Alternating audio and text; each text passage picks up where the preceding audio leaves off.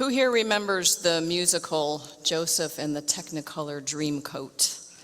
Many of us, right? It's more than 50 years old. It is almost as old as my poncho. But it was written by Andrew Lloyd Webber, who composed the music that told this story from the Hebrew scripture of Joseph and this beautiful coat.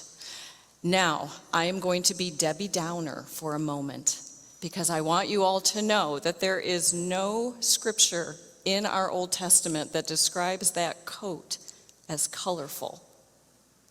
It is a misinterpretation. The Hebrew there, according to scholar Dan McClellan, says, coat of sleeves, and that is all it says. So instead of Joseph in the amazing Technicolor Dreamcoat, it should be Joseph in the amazing coat of sleeves. Now, what does that mean? It means we think that this coat would be something that had long, drapey sleeves that would prohibit the wearer from working. It was not for your common working person to wear. Now, if you've ever been at a holiday dinner and someone had long, drapey sleeves and they passed the potatoes and their sleeves were in the gravy, you know what I'm talking about. Those sleeves get in the way. So that is what we imagine this coat to be. We have no idea if it had any color to it or not. But there is some really fun mythology around that coat that I discovered this past week that I did not know. And the mythology says that this coat that Joseph has was originally worn by Adam in the Garden of Eden. And Adam passed it down to another generation who passed it down, one father to a son, until it got to Abraham, who gave it to Isaac. And Isaac said when he smelled the fabric of that coat, he could still smell Eden. Isaac gave it to Jacob, and Jacob gave it to Joseph. And none of that is in our Old Testament. That is a mythology that tries to explain what it is that made this coat so special. Now, most of us know the story that Jim read for us this morning. I hope we do. How many of you are familiar with that story of Joseph? Okay, just about everybody. That's great. So what we think happened is that the brothers hated Joseph for obvious reasons. Parents should not show that kind of favoritism, but that was normal for many families in that time to choose one heir, usually the firstborn, but not always. And the brothers decided they would kill Joseph. They saw him coming across the fields. They made a plan to kill him. They stripped him of his robe and threw him into a well that was dry. And then they saw some travelers, and they got a bright idea. Let's not kill him, we'll just sell him. We'll participate in a little human trafficking, and we'll put a little money in our pockets. So they did that. And eventually, Joseph winds up in Egypt, being sold again as a slave. Now, the story accomplishes the purpose of it, which is to get Joseph from his father's house to Egypt so this Hebrew story can continue. But there are some problems in this text if we look at it really closely. Most of us already think we know the story, and so when we read it, we don't really read it. But if we were to really read it, we would find a couple of places where it doesn't make sense. The first is when Reuben says, hey, let's not kill him. And then just a few verses later, Judah says, hey, let's not kill him. Didn't we already decide not to kill him? Okay, if that was the only place this didn't work, that would be okay, but there's more. If we read closely about the Midianites, who exactly pulls Joseph up out of that pit? I always thought the brothers did it, but the text actually says the Midianites, they pulled him up out of the pit. And then we've got the whole problem with the Midianites and the Ishmaelites. These are two different people groups. Who bought Joseph? Sounds like the Ishmaelites, but then how did the Midianites end up with Joseph at the end of the story? Did the Ishmaelites then sell him to the Midianites? So there's some problems, right? If you look at it really closely. It doesn't always flow. So I came across some recent scholarship from Dan McClellan, a biblical scholar, who looked at this text and realized there's actually two stories here. These stories are put together by a person we call the Deuteronomist. This is one or more persons who were the editors of the scriptures. They knew there were two stories and they thought they both had value, and so they put these stories together in such a good fashion that it's difficult for us to notice where those two stories are. We only see one story until we look closely. So I'm going to ask for a slide to show us what that first story might be. And I'm going to read it aloud. It should say, start with verse 18.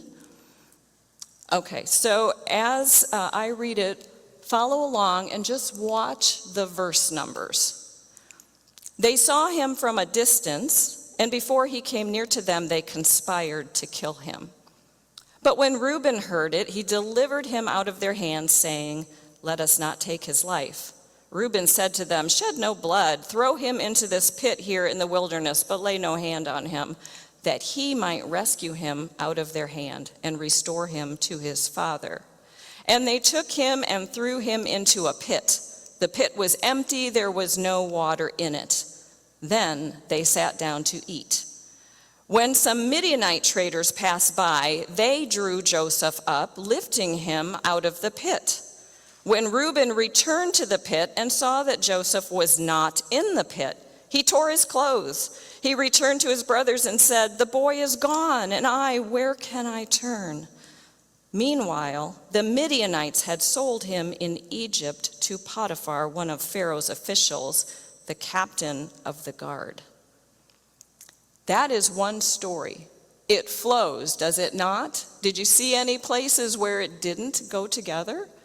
In this story, the brothers have thrown Joseph into the pit, and then they moved a ways away, and they had their meal far away from the cries of their brother who's asking to be rescued, I'd imagine. Meanwhile, Midianites come through, and they pull Joseph out of this pit, and then Reuben comes back. He's going to rescue Joseph, but he looks in the pit and he's not there. In this story, the brothers have no idea what happened to Joseph. But we know, because the narrator tells us, that Joseph travels to Egypt with the Midianites. All right, how are you feeling about that story? Okay, I got one thumbs up from almost the youngest person here, so I'm going to take that. Thank you. Let's go on to the second story, and notice the verse numbers here. I'm using all the verses that we skipped the first time. They said to one another, "Here comes this dreamer. Come now, let us kill him and throw him into one of the pits. Then we shall say that a wild animal has devoured him, and we shall see what will become of his dreams." So when Joseph came to his brothers, they stripped him of his robe, the ornamented robe that he wore, and looking up, they saw a caravan of Ishmaelites coming from Gilead with their camels carrying gum, balm, and resin on their way to carry it down to Egypt. Then Judah said to his brothers, "What profit is it if we kill our brother and conceal his blood? Come, let us sell him to the Ishmaelites and not lay our hands on him, for he is our brother, our own flesh." And his brothers agreed and sold him to the Ishmaelites for 20 pieces of silver, and they took Joseph to Egypt.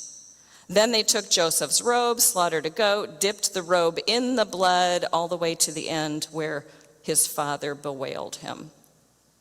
Now, in this story, the brothers think about killing him and then throwing him in a pit, but they don't do it. At the last minute, Judah looks up and sees the Ishmaelites and sees another way out of this that doesn't involve killing this person. So they know exactly what happened to Joseph in this story. And again, Joseph makes his way to Egypt, which is the purpose of this story, to show how Joseph leaves his homeland, goes to Egypt, where later he will save everyone from famine.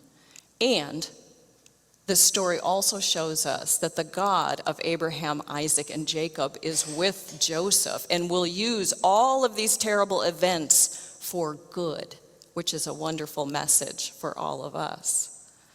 So now you can see both these stories, right?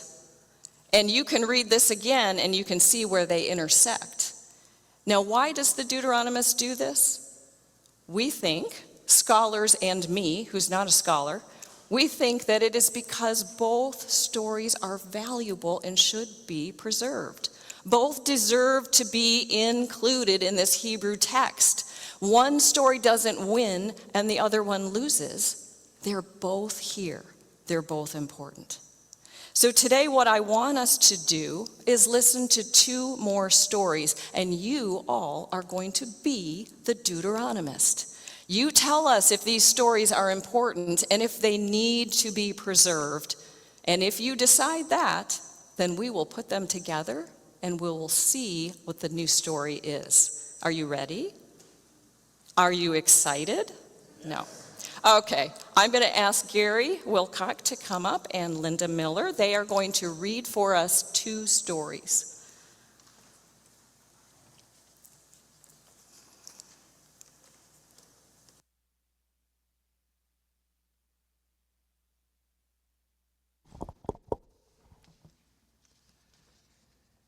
In 1966, with 212 Presbyterian members, a new place of worship was built. Everyone was invited to serve, celebrate, and share the love of God. The congregation reached 310 at the highest, and life was good. All were welcome and encouraged to use their gifts fully. The congregation supported the community through the Jackson Personal Care Ministry, the Interfaith Shelter, Love Inc., and a diaper ministry.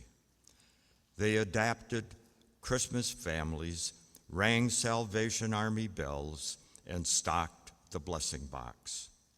Through the years, membership dwindled as children grew up and moved away, and elders passed away. We reached out to residents of the surrounding neighborhoods, but no one joined us, Pastor Karen said. Everything was changing, and the future looked bleak. They decided to sell their building and look for a partner, a new place. Then their beloved pastor decided to retire. They looked and looked for a partner church to join in ministry. They were so excited when they found St. John's. Now they're learning to worship, pray, sing, and do ministry together. Thanks be to God.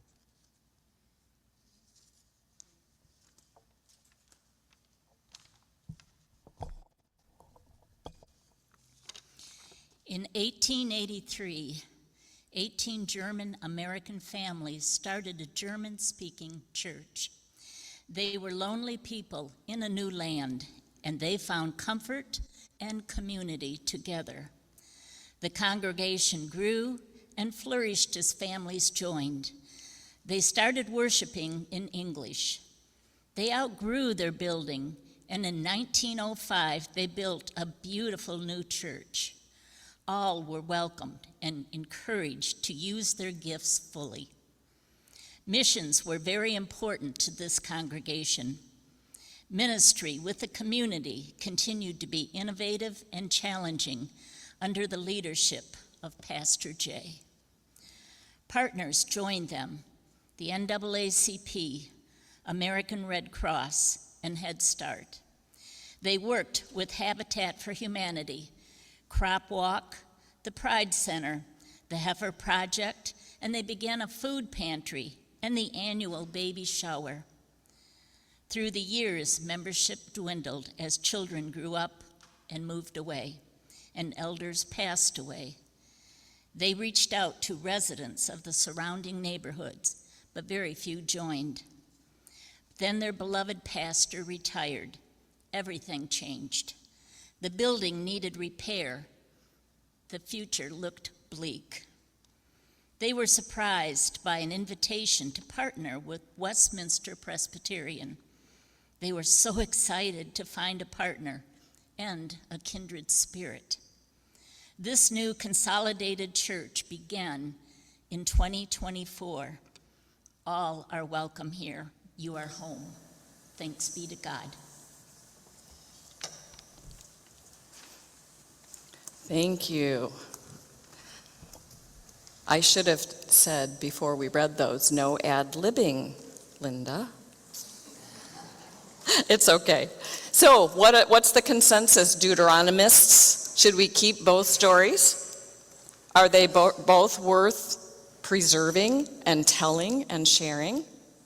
All right, that's what I thought too. So I took the liberty of putting these two together. And now I do need the slide that begins with in 1883, please. I'll read, you follow along, tell me if I do all right. In 1883, 18 German-American families started a German-speaking church. They were lonely people in a new land, and they found comfort and community together. The congregation grew and flourished as families joined. They started worshiping in English. They outgrew their building, and in 1905, they built a beautiful new church. All were welcomed and encouraged to use their gifts fully. In 1966, with 212 Presbyterian members, a new place of worship was built. Everyone was invited to serve, celebrate, and share the love of God. The congregation reached 310 at the highest, and life was good. All were welcomed and encouraged to use their gifts fully. Missions were very important to this congregation. Ministry with the community continued to be innovative and challenging under the leadership of Pastor Jay. Next slide, please. The congregation supported the community through the Jackson Personal Care Ministry, the Interfaith Shelter, Love Inc., and the Diaper Ministry. They adopted Christmas families, rang Salvation Army bells, and stocked the blessing box. Partners joined them, NAACP, American Red Cross, and Head Start. They worked with Habitat for Humanity, Crop Walk, the Pride Center, Heifer Project. They began a food pantry and the annual baby shower. Through the years, membership dwindled as children grew up and moved away and elders passed away. We reached out to residents of the surrounding neighborhoods, but no one joined us, Pastor Karen said.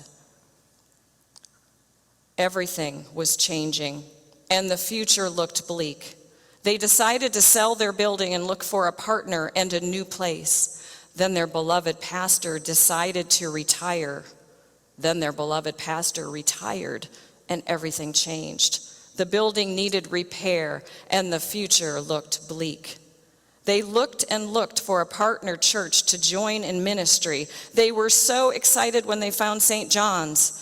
They were surprised by an invitation to partner with Westminster Presbyterian. They were so excited to find a partner and a kindred spirit. This new consolidated church began in 2024. Now they're learning to worship, pray, sing, and do ministry together. Thanks be to God. How does it read? Is it a new story? All right, I'm getting double thumbs up on this one. Now, there are a few problems. Did the partnership start in 1966 or in 2024? And is it Pastor Karen? Or is it Pastor Jay? And how many bleak futures can we have? Maybe a few more than we needed. But altogether, both stories are fully present. Nothing has been left out. Now I'm going to invite you today to think about where your story intersects with this greater story. Because where we carry our stories is not in brick and mortar.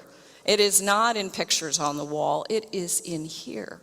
This is where the stories live on as we tell them and share them and put them together and preserve them. So what is your story and how does it intersect? The best way to figure that out is to start a sentence out by saying, remember when? Remember when we raised a lot of money in one single day? Remember when the choir was so big it couldn't fit on the steps? Remember when? What do we remember? What part did you play in those two stories that have now come together? Think about that today. Think about your story. Share it with one another. Remember when?